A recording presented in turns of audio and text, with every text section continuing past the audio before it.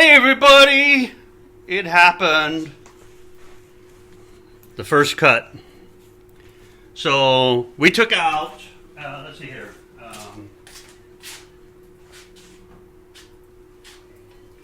Wrong one. Well, we'll take this one. This much. Roughly about 4 inches. And we'll talk more about that because one of the things most people don't think about is what happens when you have angles. And almost all cars have angles. So what we just did right now was take the same amount out of the pillars as I did out of these temporary supports. And what I did is I just took tape. I don't have that either. I'm not prepared today. We're just winging it today. I took 2 pieces of this and 2 pieces of that to make a 2-inch or a 4-inch piece of cut guide, so to say, to make it easier to cut and make it even cut on both sides. It's fairly quick and easy that way. But to illustrate what happens with an angled pillar, this one's straight up and down, this one has an angle on it. But we cut both of them exactly the same. And this is how many chop tops get all messed up, especially on pickup trucks that have a straight back window and an angled front window.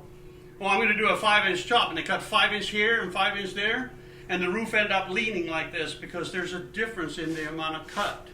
And Scott pointed out earlier, it's like we took almost 5 inches distance-wise out of the top here, but it was only net 3 here with 3.5 back here. So it's, and you can actually see, and I'll show you up close a little bit, but I can put my hand in between there. It's almost an inch difference between here laying on the pillar and this straight up and on pillar, even though we cut exactly the same amount.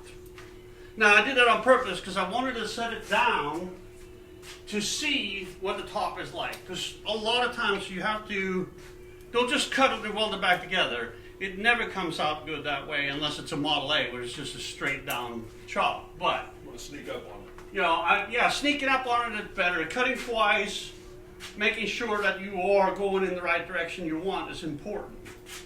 Now, the whole goal of this drip rail is eventually for it to run into here with the Buick style drip rail that they have on the wagons with the hardtops. And another thing that also is different, that when I did the chop in the front here, instead of leaning these pillars in, because the same thing happens this way as it does this way, I actually widened this top to make the front cut of the windshield a little bit better and not have so many cuts up here, because I knew I was going to cut the hell out of it in the back. But now we have a little bit of discrepancy between this roof piece and this roof piece, which you see in here. When I just lay it down on it, this is wider than this roof is, so this isn't going to fall as far down. One of the things I'm going to do is I'm going to cut this off right here, and then cut the drip roller off here, and cut the drip roller open to here, so I can later on make this curve to mate it with this. And then I'm going to put this on the inside of this roof, and literally just push this whole section in to taper it down a little bit. The car naturally has a taper as the roof goes back, so I can put a little bit of extra taper in the back here, and then I don't have to split the entire roof down the center, which is a major operation to keep straight. I would rather cut and weld and do angles back here, and I know I'm going to cut all of this loose to lay this forward to make up for the distance difference here. You can see what this edge used to be before in this mark, and I cut off an inch away from that. But by the time I move this whole rear section, laying it forward and changing the angles here, I'm going to have 1,000 cuts in here, and I'd rather deal with a cut out here in this area and make reinforcements, etc., than try to put straight a cut through this clear center of this long roof. And it's different choices for different people, how they want to do things. And again, there's no right or wrong, but these are some of the things that you run into. So let me get a little closer here and give you kind of a better idea. And then later on, this will be closed in because I'm going to make it a delivery. So you can see here, all I did was line these pillars up roughly just to compensate on the angle here. So just taking 4 inches out of here and then moving it back to fit that caused this much of a side shift in the straight pillar.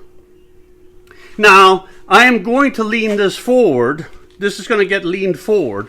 So my goal is to bring this back to level, and then I'm going to cut this much more out of this section right here. We just did this as a cautious exercise for me to get a better look at the top and know that I'm not taking too much. So I have an inch worth of give right here. And with it laid down and evaluating how things are going and how it's progressing coming down, you can see here too the angle difference between the pillars now, because I did not split the top down the center. So we're going to end up cutting a V shape out of here to bend this pillar out, and then we're going to put another V shape into here to bend this pillar in to average out the angle where both of these meet with each other. And then, like I said before, let me go down to here. I'm going to cut this loose down in here, all the way down to here. I'm going to cut the pillars loose down here, and I'm going to angle everything with the tailgate forward, probably an inch or maybe even 2 or 3, to have a, I have the hard top lean right here. I want a little bit of more of a lean here, so to say, right there, and make the tail lights a little bit more pronounced.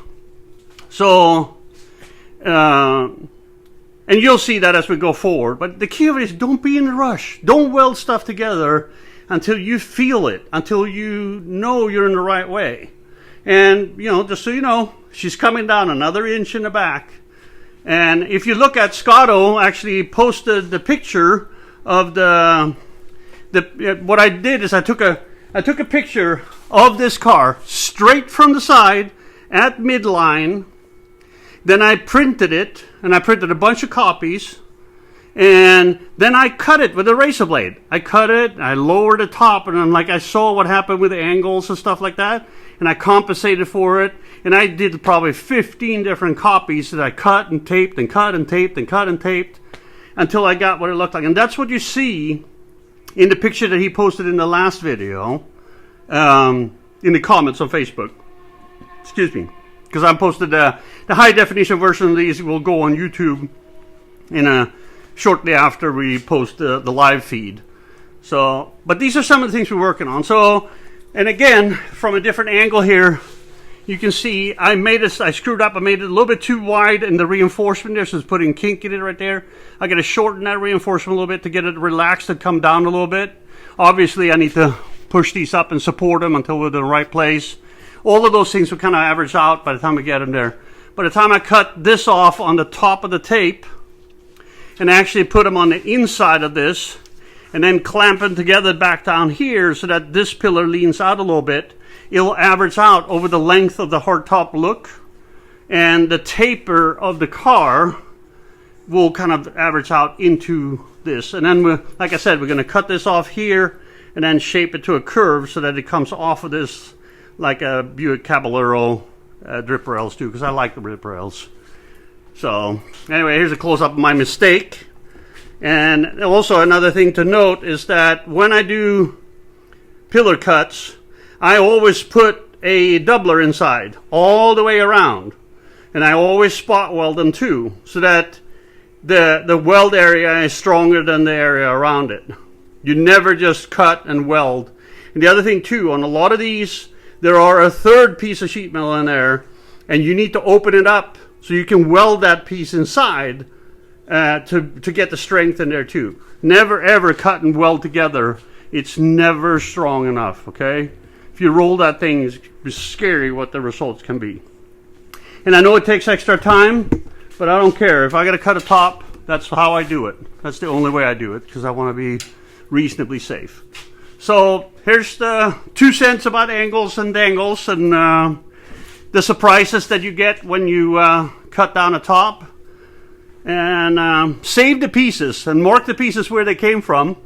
I have, when I cut them off, I just wrote on them, passenger side. You can't even see it here, but yeah, passenger side, driver side, and I have a whole bucket of those pieces that are waiting for being possible fixes of Mike's little screw up. And or I actually cut those pieces and I use them for doublers because they already have the shapes, and then I can put a 2-inch doubler off the 4-in-1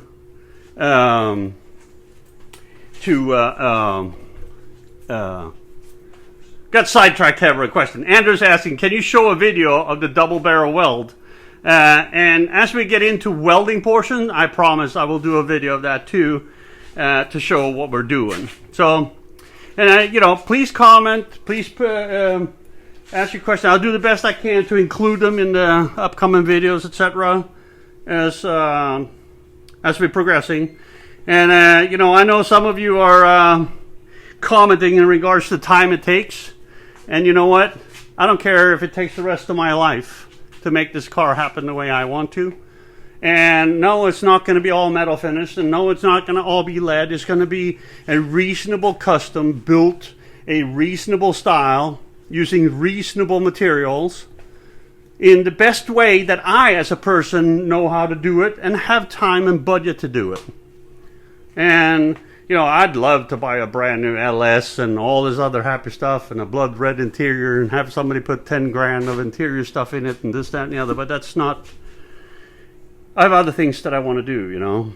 So, anyhow, I'm babbling. So now we're going to start planning the next level of it. And, you know, then we'll go from there. There may be another one, there may be not. And if I don't feel like doing another one on this one, it'll be next weekend or the weekend after. We will do a little bit more on Scotto's adventures. Scotto is doing some work around his mating areas of the hardtop, but we'll get into that later. More on Scotto later. He'll have his own video in a little bit. Anyway, but that gives you a taste of what the Volvo wagon will look like. But again, I'm going to lean this forward, and the roof will slide forward a little bit, and it's going to come down, like I said, that full inch that we're missing right there because of the angle cuts. It's going to come back out of there. I just, Scotto brought it up as a point, and I wanted to make sure you understand what happens with the angles when you do a chop top. You got to plan for that. And you can do it with, actually, if you take a picture straight from the back, and you cut the paper portion of the picture when you print it, it'll do the same thing. And you'll see what the angles you need to monkey with. And it's a lot easier to do it on paper than it is on the car. And a lot less surprises once you come to the car. So anyway, I love what I do. I love showing it to you. Scotto loves what he does. And he loves sharing it with you too. But I figured these were some of the things that many people don't share. You only see him cutting it, and then it's all welded together, and hoopla, oh, we did it all in 36 minutes. Yeah, this has happened over 30 years, maybe, I don't know. So, anyway, I hope you guys are doing good. Maybe there'll be another one, maybe not. Love you all. Thanks for hanging at Customikes. See ya!